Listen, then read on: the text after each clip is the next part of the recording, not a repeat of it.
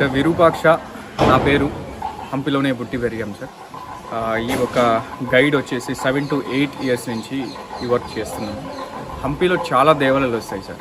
Around like 60 kilometer రేడియస్లో so more than 2000 monuments వస్తాయి. Okay, but ఈ రోజుల్లో ఆర్కియలాజికల్ డిపార్ట్మెంట్స్ వాళ్ళు అరౌండ్ లైక్ 12 kilometer రేడియస్ మ్యాప్లో వాళ్ళు 83 మాన్యుమెంట్స్ని డిస్కవర్ చేశారనమాట. సో అవుట్ ఆఫ్ 83లో చాలా ఇంపార్టెంట్ ప్లేసెస్ వస్తాయి sir. Okay, so right now మీరేమి ఇక్కడ ఉన్నారు కదా సార్. ఈ దేవాలయం పేరు వచ్చేసి విరూపాక్షేశ్వర స్వామి దేవాలయం అంటారు. హంపిలో చాలా ముఖ్యమైన ఒక దేవాలయం. ఇప్పటికైనా కానీ దేవాలయంలో శివుడికి పూజ కానీ చేస్తారు. అంటే విరూపాక్ష అనేది శివుడికి ఇక్కడ ఇంకొక పేరు. ఓకే, ఇక్కడ శివుడికి విరూపాక్ష అనే పేరు ఎలా వచ్చిందనేది చాలా ఇంపార్టెంట్ అవుతుంది. సో ఇక్కడ విశేషం ఏంటంటే సార్, మనలో 4 యుగాలు వస్తాయి సార్. మొదటి యుగం వచ్చేసి కృతాయుగం అంటారు కదా సార్. కృతాయుగంలో ఒక పంపా పురాణ స్టోరీలో సతీదేవి అంటే పార్వతీదేవి గారు, సతీదేవి యజ్ఞకుండలో పడిన తర్వాత సో అప్పుడు శివుడికి చాలా కోపం వస్తుందన్నమాట. అది దక్ష యజ్ఞం అంటారు. ఆ యజ్ఞంలో పడిన తర్వాత పార్వతీదేవి గారు అక్కడ చనిపోతారు.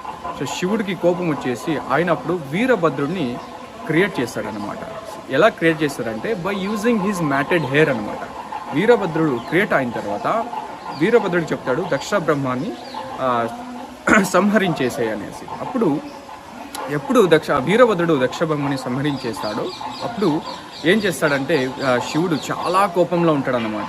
ఈ ఒక్క మొత్తం భూమిని ఆయన నాశనం చేయడానికి వెళ్ళిపోతాడనమాట. అప్పట్లో విష్ణుడు ఏం చేస్తాడంటే ఆయన చెల్లాకి చేయడానికి పార్వతీదేవి దేహం తీసుకొని ఆ దేహాన్ని కొన్ని పీసెస్ చేసేసి కొన్ని మొత్తం పీసెస్ని భూమిపైన పారేస్తారు. సో ఎక్కడ పీసెస్ పడిపోతాయో ఈ రోజుల్లో అవే స్థలాలు ఇండియాలో భారతదేశంలో శక్తి పీఠాలని అంటాం సార్.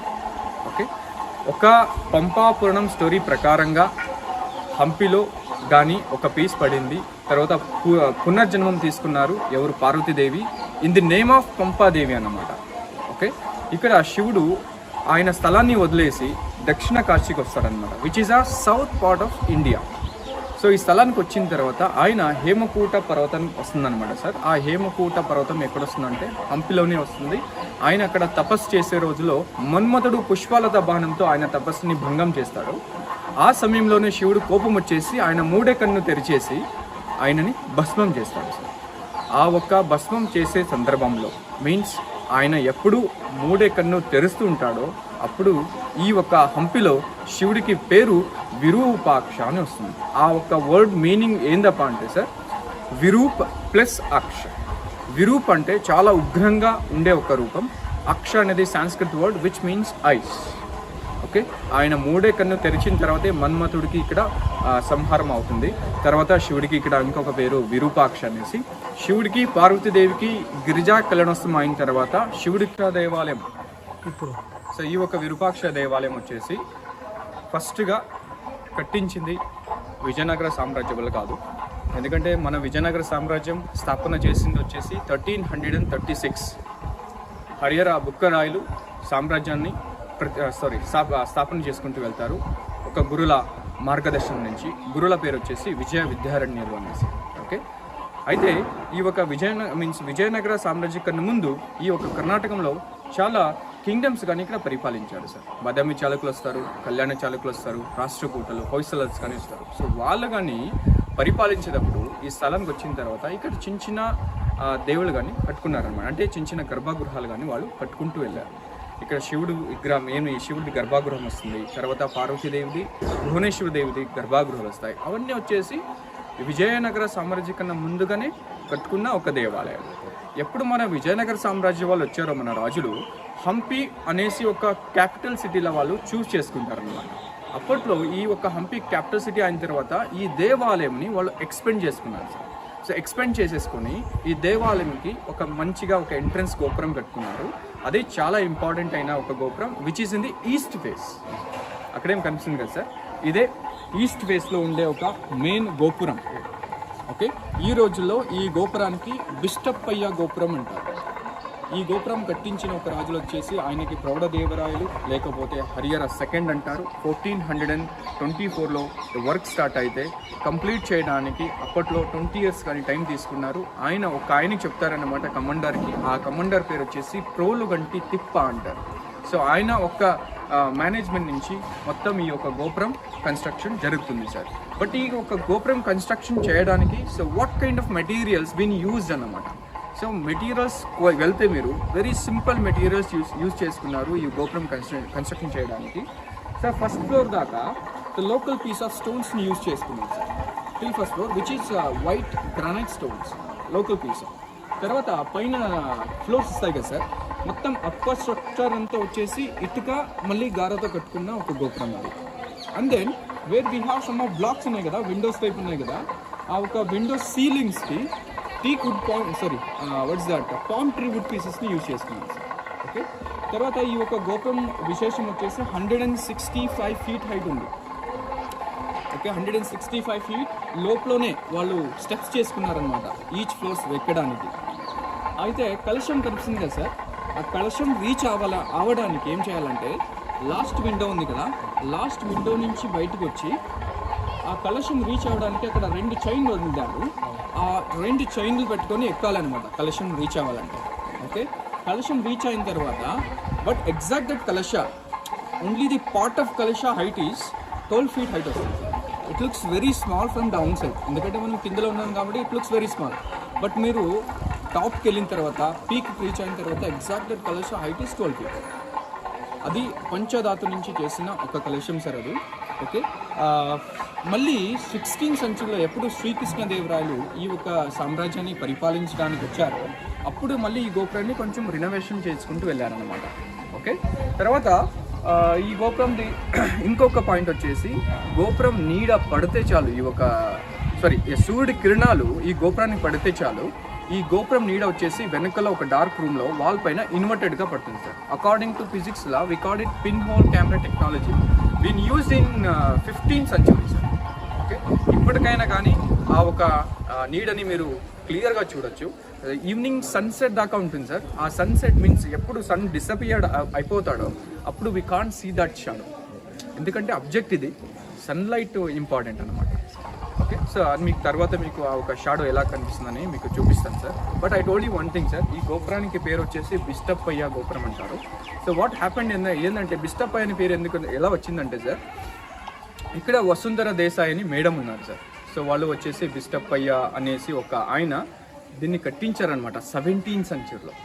ఎందుకంటే 16th century ఈ గోపురం పాడైందని మేడం చెప్పారు. ఎందుకంటే వాళ్ళు రిలేటివ్స్ అనమాట, relative means generation to generation వచ్చిన ఒక ఫ్యామిలీ మెంబర్స్, వసుంధర దేశాయ్ అనేసి ఒక మేడం. సో వాళ్ళు కొన్ని బుక్స్ రాసిన తర్వాత మేము ఆ బుక్స్ని రెఫర్ చేసిన తర్వాత మేడము అలా రాసుకున్నారనమాట. వాళ్ళు రాసుకున్నారు క్లియర్గా వాళ్ళ ఫ్యామిలీ గురించి. సో ఈ గోపురం పాడైండేది యుద్ధంలో, మళ్ళీ బిష్టప్పయ్య వాళ్ళు వచ్చేసి 17th century ఈ గోపురంని రీబిల్డ్ చేశారని రాసుకున్నారు సార్. సో ఓన్లీ మనం ఇప్పటికైనా కానీ ఈ గోపురానికి బిష్టప్పయ్య గోపురం అని పేరు వచ్చింది. ఓకే, సో ఇదే ఒక మెయిన్ ఈస్ట్ ఎంట్రన్స్ ఫేస్ ఉండేది. 3 years ago ఆర్కియలాజికల్ డిపార్ట్మెంట్స్ ఈ గోపురానికి పెయింటింగ్ చేస్తారు కాబట్టి it looks very new. But before painting ఎలా ఉండేదంటే మంచిగా ఉండేది, న్యాచురల్గా ఉండేది. మన డిపార్ట్మెంట్స్లో పెయింట్ చేశారు, ఎందుకంటే చిన్న ప్లాంట్స్ పెరిగేస్తాయి కదా సార్ మూలలో. అప్పుడు ఏమవుతుందంటే గోపురం చిన్నగా క్రాక్ అవుతుంది, వర్షాలు పడితే లోపల వెళ్ళిపోతాయంట. సో అప్పుడు గోపురానికి కొంచెం ప్రాబ్లం ఉంటుందన్నమాట. సో అందువల్ల వాళ్ళు అప్పుడప్పుడు పెయింట్ చేస్తుంది. అప్పుడప్పుడు అంటే 20 years once, 15 years once అప్పుడు అలా పెయింటింగ్ చేసుకుంటారు, just to protect enter the structure of the గోపురం. ఓకే, తర్వాత ఈ ఒక మంటపం వచ్చేసి దీనికి కళ్యాణ మంటపం అంటారు సార్. ఓకే, ఇది వచ్చేసి ఒక కళ్యాణ మంటపం, అక్కడ వచ్చేసి ఫల పూజా మంటపం అంటారు. ఫల పూజా మంటపం విశేషం ఏంటంటే అక్కడ శివుడికి మళ్ళీ పార్వతీదేవికి sorry what is that engagement చేస్తాం కదా సార్, ఎంగేజ్మెంట్ చేసుకుని అప్పుడు మనం ఓకే సార్ రండి సార్.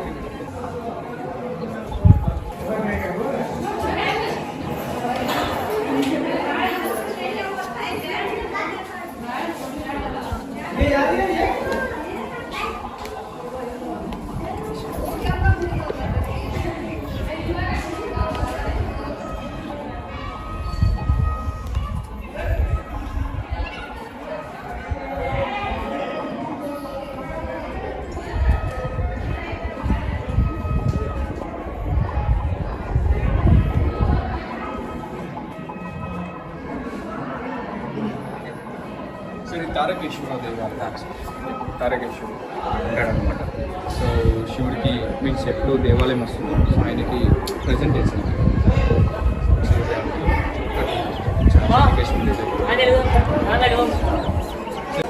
సార్ విజయనగర సామ్రాజ్యంలో చాలా ముఖ్యమైన రాజులు మీకు తెలుసు, శ్రీకృష్ణదేవరాయలు అంటారు. ఆయనది విజయనగర సామ్రాజ్యంలో పట్టాభిషేకం వచ్చేసి 1109 సార్. 1509 ఆగస్ట్ 8 కృష్ణ జన్మాష్టమి రోజు శ్రీకృష్ణదేవరాయలకు విజయనగర సామ్రాజ్యంలో పట్టాభిషేకం జరుగుతుంది సార్. ఆయన సమయంలో సమయంలో శ్రీకృష్ణదేవరాయలకి 25 years sir, very young person అనమాట. సో అప్పుడు ఆయన ఏం చేస్తాడంటే ఆ ఒక పట్టాభిషేకం సమయంలో ఈ దేవాలయం లోపల ఒక చిన్న గోపురం కట్టించుకుంటాడు అనమాట. ఒక జ్ఞాపకార్థంగా చిన్న గోపురం కట్టించుకొని ఇప్పటికైనా కానీ ఆ ఒక గోపురానికి రాయల గోపురం అంటారు. ఓకే, తర్వాత ఈ ఒక దేవాలయం లోపల ఒక చిన్నగా ఒక గోల్డ్ మాస్క్ వస్తుంది, గోల్డ్ మాస్క్ ఉంటుంది, కవచం అంటారు. ఆ శివుడు మాస్క్ శ్రీకృష్ణదేవరాయలు చేయించారనమాట. ఆ ఒక గోల్డ్ మాస్క్ వెయిట్ వచ్చేసి 5.5 kg వస్తుంది, 5.5 kilogram వస్తుంది. ఇప్పటికైనా కానీ ఆ గోల్డ్ మాస్క్ ఉంది, హొస్పేట్ ఆఫీస్లో పెట్టుకున్నాము. ఎప్పుడైనా ఇక్కడ ఉత్సవాలు, పండుగలు, తిరణాలు వస్తే దాన్ని తీసుకొచ్చేసి లింగాని పైన పెట్టేసి స్పెషల్ పూజ కానీ చేస్తాం సార్. అలాగే ఆ ఒక మాస్క్ పైన పైన తర్వాత కళ్ళల్లో అప్పట్లో రాజులు స్పెషల్ స్టోన్స్ కానీ ఇన్స్టాల్ చేసుకున్నారనమాట సార్. మీకు ఆ ఫోటోగ్రఫీని మీన్స్ ఆ ఒక మాస్క్ ఫోటోగ్రఫీని మీకు తర్వాత చూపిస్తాను. మీరు ఆ ఒక ఫోటోగ్రఫీ ఎలా ఉందనేసి, ఆ ఒక మాస్క్ ఎలా ఉందని కానీ మీరు చూడొచ్చు అనమాట. చిన్న గోపురం అన్నాను, ఆ చిన్న గోపురం ఇది శ్రీకృష్ణదేవరాయలు చేయించుకున్న చిన్న గోపురం. దీనికే రాయులు వారి గోపురం.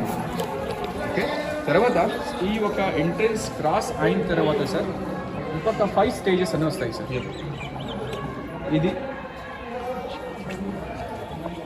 ఇది వచ్చేసి ఫస్ట్ స్టేజ్. దీనికి ద్వీపస్తంభం అంటారు సార్. విశేషమైన పండగల వేళ జనాలు పైన దీపాలు పెట్టేసి పూజగానే చేస్తారు. తర్వాత దానికి ఇష్టార్థ పీఠం అంటారు. మీలో ఏదైనా కోరిక ఉంటే అక్కడ కోరుకోవచ్చు.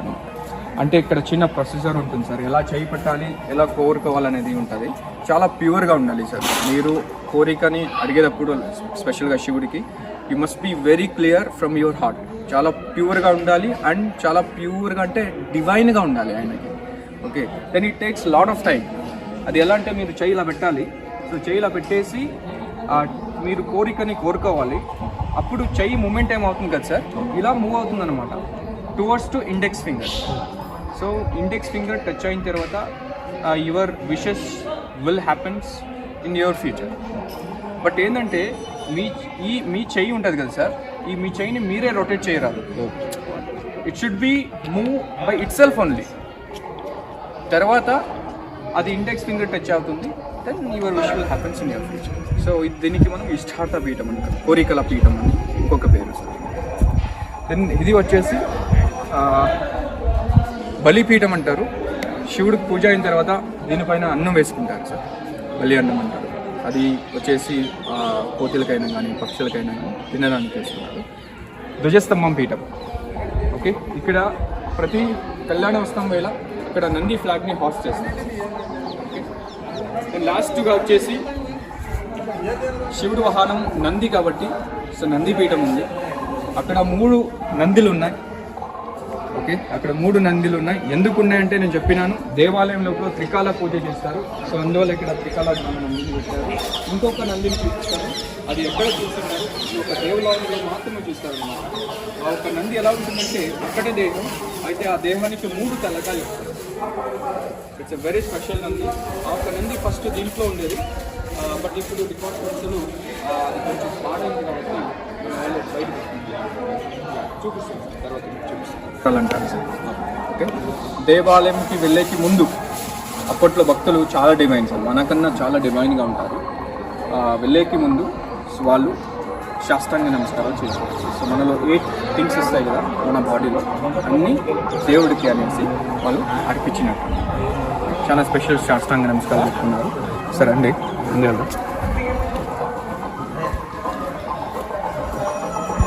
దేవాలయం కానీ వాస్తు ప్రకారంగా కట్టుకున్న దేవాలయం ఈస్ట్ ఫేస్లో ఎంట్రెన్స్, ఎందుకంటే ఈస్ట్లో సూర్యుడు పుడతాడు. సో మార్నింగ్ టైంలో ఎప్పుడు సన్లైట్ వస్తాయో ఆ సన్లైట్ అనేది చాలా important for the temple, even for the homes.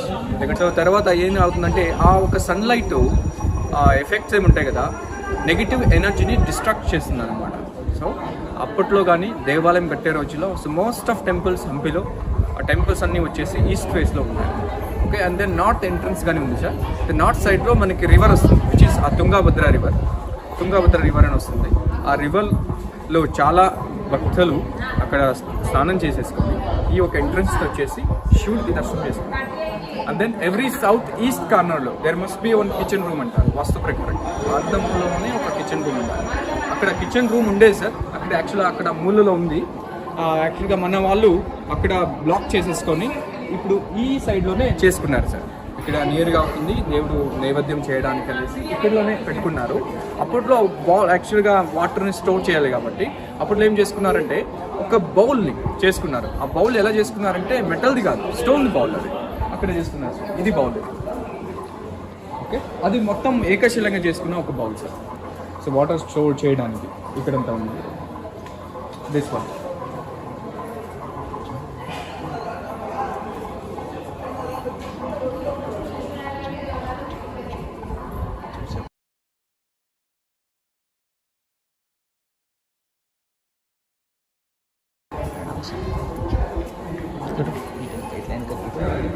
ఇట్లా సైడ్కి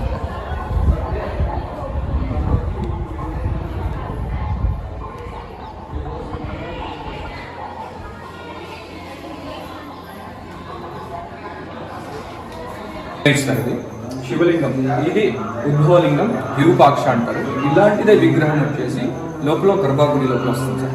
ఇంకొక మీరు ఫోటోగ్రఫీ చూడాలంటే అక్కడ కనిపిస్తుంది మీకు, విరూపాక్షుడి పూజ చేసుకున్నది అక్కడ కనిపిస్తుంది పైన. Sorry, okay. సో ఇక్కడ ఈ ఒక శివుడికి త్రికాల పూజ అవుతుంది. టైం 10 అవుతుంది కాబట్టి సెకండ్ పూజ ఆఫ్టర్ 11 o'clock స్టార్ట్ అవుతుంది అనమాట. సెకండ్ రుద్రాభిషేకం వాళ్ళు స్టార్ట్ చేసుకొని వెళ్తారు. నేను చెప్పాను కదా సార్, శ్రీకృష్ణదేవరాయలు ఒకటి బంగారం కవచం ఇచ్చారు అనేసి. ఓకే, ఇది ప్యూర్ గోల్డ్ సార్. పడపైన ముత్యాలు, రత్నాలు అన్నీ పెట్టుకున్నారు. ఇట్స్ అ ప్యూర్ గోల్డ్ అనేది. సో మీరు ఇప్పుడు ఆ వీడియోని పౌజ్ చేసుకున్నారు సార్. కళ్ళల్లో కానీ డిఫరెంట్ స్టోన్ ఉంది, అలాగే ఒక గ్రీన్ స్టోన్ కానీ మీరు చూడొచ్చు. ఆయన గొంతు పైన కనిపిస్తుంది సార్, గ్రీన్ స్టోన్ కనిపిస్తుందా? ఇదే ప్యూర్ గోల్డ్, చాలా బ్యూటిఫుల్గా ఉండేది. మీరు కళ్ళలో చూస్తే మీన్స్ ఒరిజినల్గా చూస్తే చాలా మంచిగా ఉంటుంది సార్, చాలా బ్యూటిఫుల్గా ఉంటుంది. But look at his mask also sir. ఆయన ఉగ్రావతారంలోనే ఉండేది. కళ్ళు చూడండి, ఆయన మీసాలు చూడండి సార్. ఓకే, సో ఈ కపాట్లో ఏమున్నాయి కదా సార్, ఇవి ఉత్సవ విగ్రహాలు అంటారు sir. Procession statues of lord Shiva and Parvatidevi sir. So ఇవే మనం యూజ్ చేసుకుంటాం. మనం కళ్యాణోత్సవంకైనా కానీ, తర్వాత ఎంగేజ్మెంట్కైనా కానీ, ఏమైనా తిరునాళ్ళు వచ్చినా కానీ, మళ్ళీ కళ్ళకి పైన ఏమైనా తీసుకున్న వాళ్ళన్నా కానీ ఈ ఒక ఉత్సవ విగ్రహాన్ని మనం తీసుకొని పెట్టుకుంటాము. మళ్ళీ అక్కడ అప్పకు వచ్చేసి విష్ణుడు, మళ్ళీ లక్ష్మీదేవి సార్. ఈ ప్రతి బ్లాక్లో దేవుడి విగ్రహాలు పెట్టేసి ఒక్క బ్లాక్లో మాత్రమే అక్కడ ఎంటి పెట్టారు. ఎందుకు పెట్టాడు అనేది చాలా ఇంపార్టెంట్. అంటే ఆ మీనింగ్ ఏంది అనేది చాలా ఇంపార్టెంట్ సార్. ఎప్పుడే కానీ దేవుడు మనకు చెప్పలేదు ఆయన కోసం దేవాలయం కట్టండి, విగ్రహాలు చేయండి అని. సో మనం క్రియేట్ చేసుకున్నాం. మన కోసం కొంచెం దేవాలయంకి వచ్చిన తర్వాత పాజిటివ్ ఎనర్జీ ఉంటుంది. కొంచెం రిలాక్స్ అవుదాం అనేసి కాసేపు కూర్చొని ఆయన ధ్యానం చేద్దాం అనేసి మనం చేసుకున్నాం అన్నమాట. We have been created it. But ఆయన ఏం చేశాడంటే, ఆయన ఏం చెప్పాడు జనాలకి అంటే, మీరు నచ్చిన దేవుడికి తపస్సు చేసుకోండి. ఎక్కడ కూర్చుంటారో అనేది మ్యాటర్ కాదు. మీరు ఎక్కడైనా కూర్చొని తపస్సు చేసుకోండి. అక్కడ మీకు దేవుడు విగ్రహాలు లేకపోయినా కానీ మీకు అక్కడ మీ దేవుడు కనిపిస్తారు. Which means of that block ఎంటీగా ఉంటుంది. God not only exist inside the temple and in the statues, he also exist where empty places, where you can see completely empty. అక్కడ కానీ మీకు దేవుడు కనిపిస్తాడు. But you must believe in the God. ఇక్కడ next place మనం వెళ్తున్నది పార్వతీదేవి దేవాలయం. అక్కడ శివుడు పక్కలోనే పార్వతీదేవికి ఇక్కడ ఇంకొక పేరు పంపాదేవి అన్నమాట. చూడండి, పంపాదేవి ఒక బ్యూటిఫుల్గా ఉండే ఒక విగ్రహం వస్తుంది పార్వతీదేవి. ఆ దేవికి ఇప్పటికైనా కానీ పూజ చేస్తారు, అలంకరించేసుకుని సారీతో పాటు ఉన్నారు. So Bhuvaneshwar Devi is the form of Lakshmidevi sir. Okay, కర్ణాటకంలో మీన్స్ కర్ణాటకకి కులదేవత అని వస్తారు కదా, భువనేశ్వర్ దేవి. ఈ దేవి అనుగ్రహించి ఈ యొక్క విజయనగర సామ్రాజ్యాన్ని స్థాపన చేసుకుంటారు హరిహర బుక్కరాయలు. సో వాళ్ళు ఎవరితో మార్గదర్శనం తీసుకున్నారంటే విజయ విద్యారణ్యులు అని చెప్పాను కదా. విజయ విద్యారణ్యులు భువనేశ్వర్ దేవికి తపస్సు చేసేసి దేవి అనుగ్రహించి ఈ సామ్రాజ్యాన్ని వాళ్ళు కట్టారనమాట. ఓకే, అగెయిన్స్ట్ ఆన్ ఒక ఇస్లామిక్ పీపుల్. ఎందుకంటే సార్ మొత్తం 11th and 12th century entire the north part of India conquered by Delhi sultans అనమాట. అక్కడ మనం అంతా మన కల్చర్ అంతా పాడైపోయింది. So next they want to target to the south part of India అనమాట. కొన్ని ప్లేసెస్ వాళ్ళు కంక్వర్ట్ చేసేసుకున్నారు. సో ఆ సమయంలోనే ఈ సామ్రాజ్యం అనేది పుట్టుకుంటుంది against on Islamic people, just to protect our self. ఒక హిందూ ధర్మం కోసం, ఒక రక్షణ కోసం కట్టాలనేసి మన హరిహర బుక్కరాయలు గురువులతో అనుగ్రహం నుంచి ఒక మార్గదర్శనంతో ఈ ఒక సామ్రాజ్యాన్ని కట్టుకుంటూ వెళ్తారు. అయినా కానీ ఇక్కడ పార్వతీదేవిది, భువనేశ్వర దేవి దేవాలయాలు వస్తాయి. ఇవి రెండు దేవాలయాలు విజయనగర సామ్రాజ్యం కన్నా ముందుగానే కట్టుకున్న ఒక దేవాలయాలు. ఇక్కడ చాలా స్పెషల్గా స్టోన్స్ వస్తాయి సార్. ఇక్కడ ఇవి బ్లాక్ సాఫ్ట్ స్టోన్ అంటారు. మీరు బేలూరు, హళేబీడు విజిట్ చేస్తుంటే డీటెయిల్ వస్తుంది సార్. ఆ చెక్కిన తర్వాత, ఈ గంటలో చెక్కిన తర్వాత మీరు ఎగ్జాక్ట్గా మోర్ డీటెయిల్ చూడొచ్చు. Even if it is very tiny sculpture కదా, ఆ టైనీ స్కల్ప్చర్లో కానీ చాలా డీటెయిల్గా ఉంటుంది. ఓకే, సార్ కొంచెం ఇటుపక్క వస్తే పైన ఫ్రేమ్ ఏం కనిపిస్తుంది కదా సార్. పైన ఫ్రేమ్, ఆ పైన ఫ్రేమ్ చాలా విశేషం సార్. రామాయణ కాలంలో రాముడికి రావణుడికి యుద్ధం సన్నివేశం కానీ అక్కడ పెట్టారనమాట. అక్కడ చిన్న చిన్న మీన్స్ వేరే వేరే దేవుళ్ళు కనిపిస్తారు.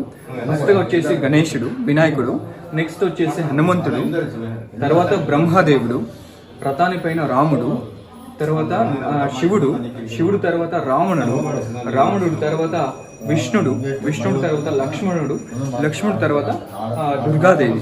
ఓకే, సో ఈ మొత్తం వచ్చేసి ఒక రామాయణ కార్వింగ్స్ పెట్టుకున్నారు. సో పైన చూడండి, ఇక్కడంతా వచ్చేసి అష్టదిక్పాలకులు వస్తారు. ఓకే, అష్టదిక్పాలకులు అంటే 8 directions gods. Okay, 8 directions god. ఫస్ట్గా వచ్చేసి ఒక ఇంద్రదేవుడు.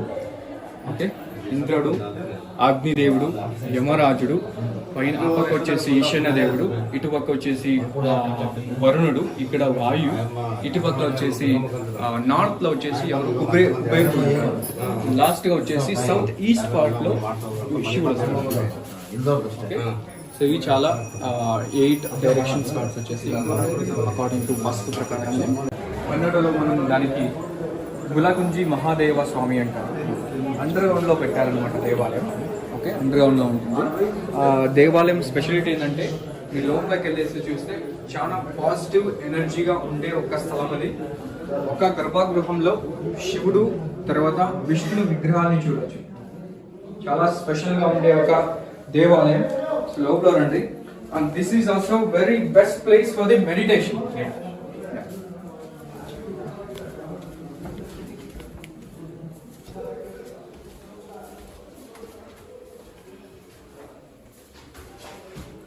సో ఇది చాలా పాజిటివ్ ఎనర్జీగా ఉండే ఒక స్థలం సార్. ఓకే, ఇప్పటికైనా కానీ గురువులు ఈ స్థలం వచ్చేసి కాసేపు కూర్చొని ఒక జ్ఞానం చేసుకుంటూ వెళ్తారు.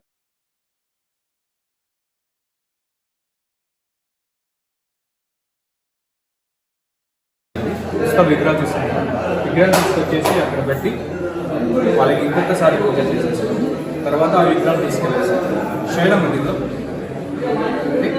బ్యాక్గ్రౌండ్ ఏమి ఉంటుంది సార్, ఓకే, ఆ ఆర్ట్ చేసి ఆ ప్రభావడి అవతారం, ఆ పెయింటింగ్ చూసారా, మొత్తం పెయింటింగ్ అనిపిస్తుందా? మొత్తం ఈ పెయింటింగ్ అంతా వచ్చేసి అప్పట్లో చేసిందే, పాతదే. న్యాచురల్ వెజిటేబుల్ డైస్ అంటారు. ఇప్పట్లో దానికి ఇండిగో పెయింట్ అంటారు. మొత్తం చెట్లతో ఆకులతో రసం తీసేసుకుని ఆ రసాలు ఇంటికి చేసిన ఒక natural paintings, natural vegetable dyes painting అంటారు. ఇది చాలా చిన్నగా కనిపిస్తుంది, బట్ మనకు అక్కడ కళ్యాణ మండపం వస్తుంది. ఆ కళ్యాణ మండపం మొత్తం సీలింగ్కి బ్యూటిఫుల్గా వాళ్ళు పెయింటింగ్ చేస్తున్నారు. ఇక్కడ మహిషాసుర మర్దిని సార్, చిన్న దేవి విగ్రహం ఉంది. మహిషాసుని సంహారం చేస్తారు కదా పార్వతీదేవి గారు. అప్పుడు ఆ సమయంలోనే దేవికి ఇంకొక పేరు మహిషాసుర మర్దిని అని పేరు వస్తుంది. అందులో ఇంకొకటి శివుడు దేవాలయం వస్తుంది. అక్కడంతా చిన్న చిన్న శివుడు దేవాలయాలు సార్, పైన అంతా వస్తాయి సార్ పైన.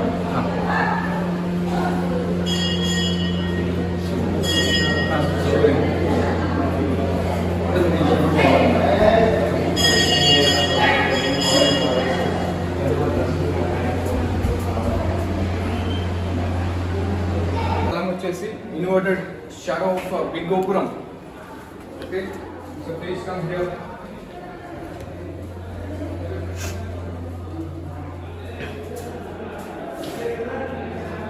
సరే, జస్ట్ అక్కడ నిల్చుకోండి, కొంచెం ముందు వచ్చేయండి. సో పెద్ద గోపురం నీడ రివర్స్గా పడి ఉండేది వాల్ పైన, కనిపిస్తుందా? ఓకే, మెయిన్ పిన్ హోల్ వచ్చేసి ఇక్కడ కనిపిస్తుందా మీకు? ఇది పిన్ హోల్. ఆ లోపల హోల్ నుంచి చూస్తే మీకు పెద్ద గోపురం కనిపిస్తుంది.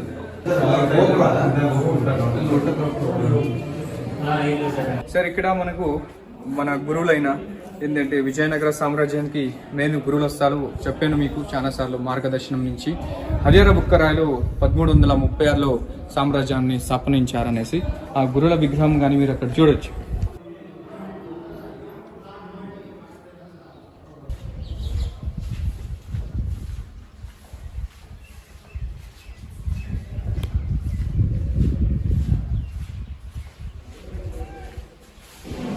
దేవాలయంలో ఇక్కడ ప్రసాదాలు పెట్టుకునే స్థలం అన్నపూర్ణం హాల్, హాల్ అంటారు సార్ దీన్ని. అక్కడ భక్తులు వెళ్ళేసి ఆ రెండో పూజ అయిన తర్వాత భక్తుల కనుక ఇక్కడ ప్రసాదం ఉంటుంది. ఒకసారి మాత్రమే ఉంటుంది సార్ దేవాలయంలో, ఒకసారి మాత్రమే ఉంటుంది. ఇప్పుడు మనం వెళ్ళేది గురువుల పీఠం చూడడానికి వెళ్తున్నాం సార్.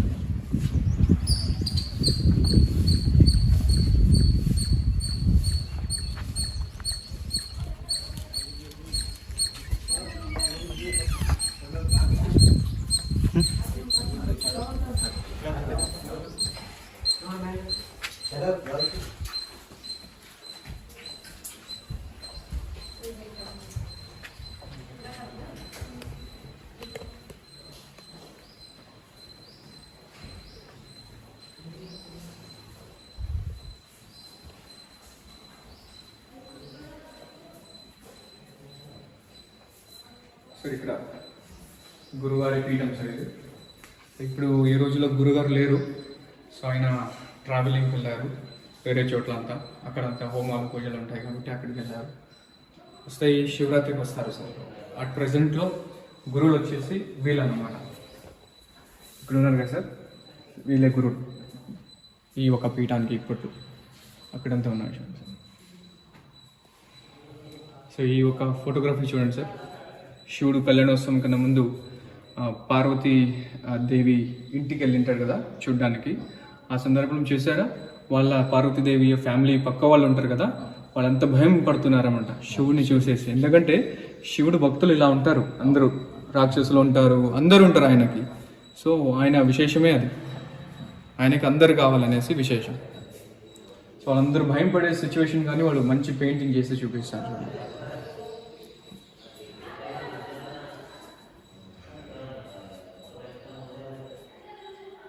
ఇక్కడ మీరు ఈ ఒక ఫోటోగ్రఫీ కానీ చూడొచ్చు. ఇక్కడ హరిహర బుక్కరాయలు విద్యాహరిణలతో మాట్లాడుకునే ఒక సన్నివేశం.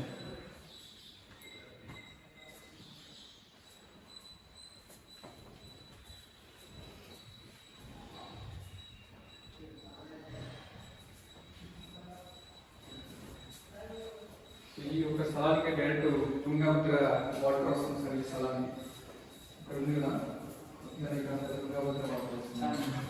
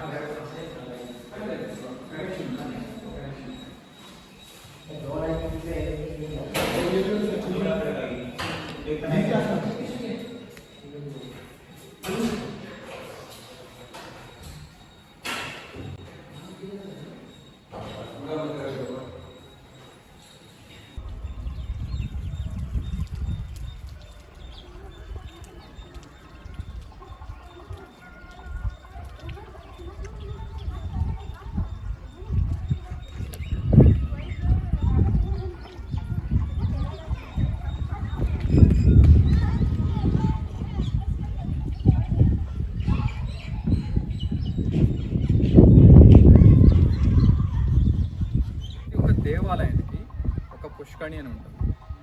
ఈ ఒక విరూపాక్ష దేవాలయంకి పుష్కణి జస్ట్ టెంపుల్ బయట పక్కలోనే పెట్టుకున్నారు. ఈ ఒక పుష్కణి మహత్వం ఏంటంటే కళ్యాణోత్సవం అయిన తర్వాత ఎంగేజ్మెంట్ అవ్వకన్నా ముందు ఇక్కడ తెప్పోత్సవం అని చేస్తారు. సో ఆ ఒక తెప్పోత్సవం చేయడానికి ఈ ఒక కోనేరు ఉంటుందన్నమాట ఒక్కొక్క దేవాలయం. ఓకే, సో ఇదే చాలా స్పెషల్గా ఉంటుంది సార్. నీళ్ళు కానీ ఎక్కుతుంటాయి సార్. అక్కడ ఒక బ్లాక్ ఉంది, ఆయనకు వచ్చినారు కదా, అక్కడ ఒక పాయింట్ ఉందన్నమాట, అక్కడ లాక్ చేస్తారు. యాక్చువల్గా రివర్కి నీళ్ళు ఎక్కువ వస్తే ఆ నీళ్ళు డైరెక్ట్గా లోపల వచ్చేస్తాయి అన్నమాట. అప్పుడు నీళ్ళు కొంచెం హైట్లో ఉంటాయి. రివర్ నీళ్ళు తగ్గిందనుకోండి, ఇవే నీళ్ళు మళ్ళీ బ్యాక్ ఫ్లో అవుతాయి అన్నమాట. సో అప్పుడు వాళ్ళు దాన్ని బ్లాక్ చేసేస్తారు, నీళ్ళు ఉండాలనేసి వాళ్ళు దాన్ని పాయింట్ని బ్లాక్ చేసుకుంటారు. ఈ పార్ట్ మొత్తం డిపార్ట్మెంట్స్లో రెనోవేట్ చేసుకున్నారు సార్. కింద ఫ్లోరు, పైన పార్ట్ అంతా కొంచెం అక్కడ ఎంట్రన్స్ ఉంది కదా సార్, ఆ బ్లాక్ని మొత్తం క్లియర్గా వర్క్ చేసుకున్నారు. అది వీరభద్రుడు దేవాలయం సార్. చిన్నది ఉంది కదా, అది వీరభద్రుడు దేవాలయం. దీనికి 2 ఎంట్రన్స్ వస్తాయి, సారీ 3 వస్తాయి, టోటల్ 3. ఇది ఒకటి ఇక్కడ ఒకటి ఉంది సార్, మళ్ళీ అక్కడ అప్పకు ఒకటి ఉంది, మళ్ళీ ఎదురుగా కనిపిస్తుంది. ఓకే, 3 ఎంట్రన్స్ వస్తాయి సార్ ఈ స్థలానికి. తర్వాత ఇక్కడ చిన్న దేవాలయాలు వస్తాయి. ఇక్కడ దుర్గాదేవి దేవాలయం, ఇక్కడ మళ్ళీ శివుడు దేవాలయాలు వస్తాయి. ఇవన్నీ వచ్చేసి విజయనగర సామ్రాజ్యం కన్నా ముందు కళ్యాణ చాలకులను వస్తారు. 11th సెంచరీలో కట్టుకున్న ఒక దేవాలయం సార్.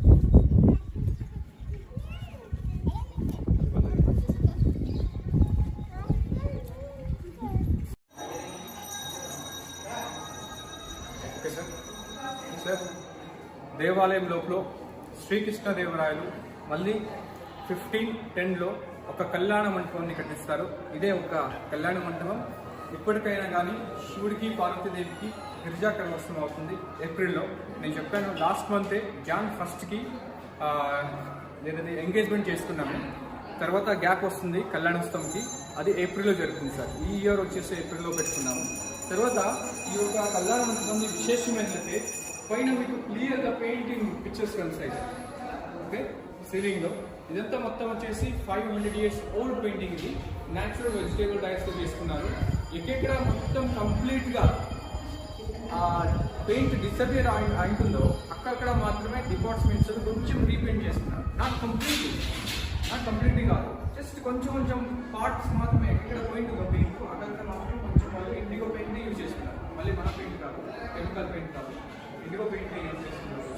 ఇక్కడ ఎక్కడైనా పార్వతీ చేస్తున్నారు శివుడు మరియు పార్వతీదేవిని పెయింటింగ్ కార్వింగ్ మీకు పెయింటింగ్స్ ఉన్నాయి. బ్యాక్గ్రౌండ్ కార్వింగ్ మొత్తం డార్క్ బ్లూ ఉంది కదా, అది వచ్చేసి డిపార్ట్మెంట్ రీపెయింట్ చేసింది.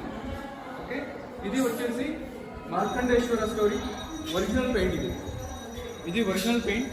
ఇది చాముండేశ్వరిది డిపార్ట్మెంట్స్లో రెనోవేట్ చేసుకున్నారు. చూసారు, అది మాస్ ఈవెంట్ కాబట్టి మన దాంట్లోనే కనిపిస్తుంది. తర్వాత ఇక్కడ విష్ణు దశావతారాలు పెట్టించారు. విష్ణుడు దశావతారాలు ఇవంతా మొత్తం పాతదేశారు, బట్ ఇది వితౌట్ పెయింట్. ఈ వైట్ కార్వింగ్స్ ఏమి ఉన్నాయి కదా, ఇది వితౌట్ పెయింట్ అన్నమాట. తర్వాత ఇక్కడ శివుడు ఫ్యామిలీ ఉంది కదా, ఇది మళ్ళీ డిపార్ట్మెంట్స్ రెనోవేషన్ చేసింది. తర్వాత ఇక్కడ కళ్యాణోత్సవం జరుగుతుంది కదా, ఈ కళ్యాణోత్సవం కానీ ఆ పాతవే యాక్చువల్లీ వితౌట్ పెయింటింగ్ చేసుకున్నారు. తర్వాత అక్కడ రంగనాథుడు ఉన్నాడు, విష్ణుడు, అది కానీ పాతదే వితౌట్ పెయింటింగ్. ఈ పెయింటింగ్స్లో కొన్ని డిఫరెంట్ లైన్స్ ఉన్నాయి. ఈచ్ లైన్స్కి సమ్ స్పెషల్ మీనింగ్ అనేది ఉంటుంది. సో మీరు ఫస్ట్ లైన్ చూసారనుకోండి, అక్కడ మీరు త్రిమూర్తులు చూడొచ్చు. కొంచెం ఇటు వచ్చేసి ఈస్ట్ ఫేస్ చేసుకోండి సార్, ఈస్ట్ ఫేస్ చేసుకొని చూడండి. ఫస్ట్ లైన్ చూసారా, త్రిమూర్తులు ఉన్నారు. ఫస్ట్ బ్రహ్మదేవుడు విత్ సరస్వతీదేవి, పార్వతీదేవితో పాటు, అటుపక్క విష్ణుడు లక్ష్మితో పాటు. నెక్స్ట్ లైన్ వచ్చేసి శివుడు పార్వతిది గిరిజా కళ్యాణోత్సవం పెయింటింగ్ కార్వింగ్, పెయింటింగ్ అది. థర్డ్ లైన్ వచ్చేసి అక్కడ బాక్స్ లైన్ కనిపిస్తాయా, 8 డైరెక్షన్స్ కార్డు కనిపిస్తారా మీకు, 8 డైరెక్షన్స్ కార్డు చూసారా. అక్కడ ఇంద్రుడు, అగ్నిదేవుడు, యముడు, ఈశాన్యదేవుడు, వరుణుడు, వాయు, తర్వాత నార్త్లో వచ్చేసి కుబేరుడు, లాస్ట్గా వచ్చేసి శివుడు, ఆయన నంది పైన ఉన్నాడు, శివుడు కనిపిస్తారా అది. తర్వాత ఈ బ్లాక్లో చూసారా, మన్మధుడు పుష్పలంత పాదంతో శివుడు తపస్సుని భంగం చేస్తారని చెప్పారు కదా, ఆ ఒక స్టోరీ పెట్టారు చూడండి. తర్వాత నెక్స్ట్ లైన్ వచ్చేసి విష్ణు దశావతారంలో అన్ని అవతారాలు పెట్టించారు, మత్స్య నుంచి కల్కి దాకా. కొంచెం వాళ్ళకి ముందుకు వచ్చేయండి. ఇక్కడ అర్జునుడికి మళ్ళీ ద్రౌపదికి కళ్యాణోత్సవం అవుతుంది కదా ఇద్దరికి, సో కళ్యాణోత్సవం పెయింటింగ్. తర్వాత మహాభారతంలో కురుక్షేత్ర యుద్ధం చేశారు పెయింటింగ్. లాస్ట్లో వచ్చేసి పల్లకి పైన తీసుకువెళ్తారు సార్ గురువుని, ఆ ఒక పెయింటింగ్ అని చేశారు. మనము శివుడు మాస్క్ చూసాం కదా బంగారం ఉంది, ఆ మాస్క్ పెయింటింగ్ అని ఆ ఒక మూలలో కనిపిస్తుంది మీకు. శివుడు ఫేస్ కనిపిస్తుందా మీకు, ఇక్కడ కనిపిస్తుంది.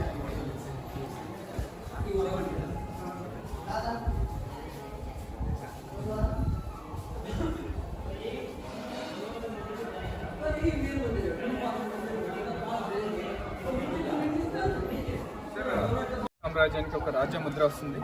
ఇదే ఒక రాజముద్ర. ఈ ముద్రలో 4 థింగ్స్ ఉన్నాయి సార్ చూడడానికి. ఒకటి వచ్చేసి అడవి పంది అంటారు సార్, ఇది అడవి పంది. ఇది వచ్చేసి ఖడ్గం అంటారు. ఇక్కడ సూర్యుడు, ఇక్కడ చంద్రుడు.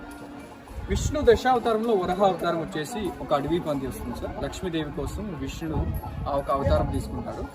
ఈ యొక్క ఖడ్గం వచ్చేసి యుద్ధానికి ఆయుధం కావాలి, విజయం కోసం అనేసి ఈ యొక్క ఖడ్గం చూపించారు. సూర్యుడు చంద్రుడు ఉండేదాకా ఈ విజయనగర సామ్రాజ్యం వెలుగుతూ ఉండాలి, వాళ్ళతో పాటు ఉండాలనేసి ఈ యొక్క ఎంబ్లామ్ని పెట్టుకున్నారు sir. It's one of the royal stamp of Vijayanagara Kingdom. Stamps కానీ మన రాజులు యూజ్ చేసుకున్నారు సార్. మీరు మ్యూజియంకి వెళ్తే ఆ స్టాంప్స్ని చూడొచ్చు. ఇలా రౌండ్ షేప్ ఉంటాయి అన్నమాట. దానిపైన ఇలాంటి ఎంబ్లామ్ సింబాల్స్ ఉంటాయి సార్. ఓకే, ఇది మన రాజముద్ర విజయనగర సామ్రాజ్యానికి. తర్వాత నేను చెప్పాను మీకు ఒక నంది వస్తుంది, చాలా స్పెషల్గా ఉండే నంది, విచ్ హ్యాస్ 3 హెడెడ్ అనమాట ఒక దేహానికి. అక్కడ మీకు ఎత్తున కనిపించేవాడు సార్. ఓకే, అదే 3 తలకాల నంది, దానికి త్రికాల జ్ఞాన నంది అంటారు. ఫస్ట్ లోపల ఉండేది సార్ నంది పీఠంలో, కొంచెం పాడైంది కాబట్టి మనం బయట పెట్టుకున్నాం సార్. ఓకే, ఎందుకంటే ఒక కల్చరం ప్రకారంగా ఒక విగ్రహం పాడైతే పూజ ఉంటుంది. సింగిల్ నంది నార్మల్గా చూస్తాం అనమాట సార్. తర్వాత ఆ పైన మీకు ఐరన్ బీమ్స్ కనిపిస్తాయి చూడండి సార్. ఈ ఐరన్ బీమ్స్ ఉన్నాయి కదా కింద ఈ పార్ట్, ఈ ఐరన్ బీమ్స్. సో ఈ ఐరన్ బీమ్స్ అంతా వచ్చేసి బ్రిటిష్ వాళ్ళ సపోర్ట్ ఇచ్చారనమాట. 1856లో బ్రిటిష్ వాళ్ళు సపోర్ట్ ఇచ్చిన ఒక ఐరన్ బీమ్స్. ఎందుకంటే ఈ గోపురం ఒక రక్షణ కోసం. ఫస్ట్ స్టోన్ ర్యాక్ అయింది చూడండి సార్ మధ్యలో. ఓకే, జస్ట్ ముందర ఏదే రకంగా ప్రాబ్లం రాదు అనేసి ఇలాంటి ఐరన్ బీమ్స్ని సపోర్ట్ ఇచ్చారు. 1856లో ఇచ్చారు బ్రిటిష్ వాళ్ళు. అక్కడ మధ్యలో ఒక ఐరన్ బీమ్ ఉంది కదా, అక్కడ వర్డ్స్ కనిపిస్తాయి సార్ మీకు. వాళ్ళ కంపెనీ మీ పేరు రాస్తున్నారు. మధ్యలో ఒక ఐరన్ బీమ్ ఉంది కదా, అవి డొర్మన్ ల్యాండ్ మిడిల్ బాండ్ ఇంగ్లాండ్ అని కానీ రాసుకున్నారు సార్ అదొక కంపెనీ పేరు. సార్ మళ్ళీ మీరు బయట వెళ్తే ఈ దేవాలయం బయట వెళ్తే అక్కడ ఒక బస్ సామ్రాజ్యానికి ఒక రాజముద్ర వస్తుంది. ఇదే ఒక రాజముద్ర. ఈ ముద్రలో 4 థింగ్స్ ఉన్నాయి సార్ చూడడానికి. ఒకటి వచ్చేసి అడవి పంది అంటారు సార్ దీనికి, అడవి పంది. ఇది వచ్చేసి ఖడ్గం అంటారు. ఇక్కడ సూర్యుడు, ఇక్కడ చంద్రుడు. విష్ణు దశావతారంలో వరహ అవతారం వచ్చేసి ఒక అడవి పంది వస్తుంది సార్. లక్ష్మీదేవి కోసం విష్ణుడు ఒక అవతారం తీసుకుంటాడు. ఈ ఒక ఖడ్గం వచ్చేసి యుద్ధానికి ఆయుధం కావాలి, విజయం కోసం అనేసి ఈ ఒక ఖడ్గం చూపించారు. సూర్యుడు చంద్రుడు ఉండేదాకా ఈ విజయనగర సామ్రాజ్యం వెలుగుతూ ఉండాలి, వాళ్ళతో పాటు ఉండాలనేసి ఈ ఒక ఎంబ్లామ్ని పెట్టుకున్నారు sir. It's one of the royal stamp of Vijayanagara Kingdom. Stamps కానీ మన రాజులు యూజ్ చేసుకున్నారు సార్. మీరు మ్యూజియంకి వెళ్తే ఆ స్టాంప్స్ని చూడొచ్చు. ఇలా రౌండ్ షేప్గా ఉంటాయి అన్నమాట. దానిపైన ఇలాంటి ఎంబ్లామ్ సింబాల్స్ ఉంటాయి సార్. ఓకే, ఇది మన రాజముద్ర విజయనగర సామ్రాజ్యానికి. తర్వాత నేను చెప్పాను మీకు ఒక నంది వస్తుంది, చాలా స్పెషల్గా ఉండే నంది, విచ్ హ్యాస్ 3 హెడెడ్ అనమాట ఒక దేహానికి. అక్కడ మీకు ఎత్తనం కనిపించేవాడు సార్. ఓకే, అదే 3 తలకాల నంది, దానికి త్రికాల జ్ఞాన నంది అంటారు. ఫస్ట్ లోపల ఉండేది సార్ నంది పీఠంలో. కొంచెం పాడైంది కాబట్టి మనం బయట పెట్టుకున్నాం సార్. ఓకే, ఎందుకంటే ఒక కల్చరం ప్రకారంగా ఒక విగ్రహం పాడైతే పూజ ఉంటుంది. సింగిల్ నంది నార్మల్గా చూస్తాం అనుకుంటాం సార్. తర్వాత పైన మీకు ఐరన్ బీమ్స్ కనిపిస్తాయి చూడండి సార్. ఈ ఐరన్ బీమ్స్ ఉన్నాయి కదా కిందలో ఈ పార్ట్, ఈ ఐరన్ బీమ్స్. సో ఈ ఐరన్ బీమ్స్ అంతా వచ్చేసి బ్రిటిష్ వాళ్ళు సపోర్ట్ ఇచ్చారనమాట. 1856లో బ్రిటిష్ వాళ్ళు సపోర్ట్ ఇచ్చిన ఒక ఐరన్ బీమ్స్. ఎందుకంటే ఈ గోపురం ఒక రక్షణ కోసం. ఫస్ట్ స్టోన్ క్రాక్ అయింది చూడండి సార్ మధ్యలో. ఓకే, జస్ట్ ముందర ఏదో రకంగా ప్రాబ్లం రావరాదు అనేసి ఇలాంటి ఐరన్ బీమ్స్ సపోర్ట్ ఇచ్చారు. 1856లోనే ఇచ్చారు బ్రిటిష్ వాళ్ళు. అక్కడ మధ్యలో ఒక ఐరన్ బీమ్ ఉంది కదా, అక్కడ వర్డ్స్ కనిపిస్తాయి సార్ మీకు. వాళ్ళ కంపెనీ మీ పేరు రాస్తున్నారు. మధ్యలో ఒక ఐరన్ బీమ్ ఉంది కదా, అవి డొర్మన్ ల్యాండ్ మిడిల్ బాండ్ ఇంగ్లాండ్ అని కానీ రాసుకున్నారు సార్ అదొక కంపెనీ పేరు.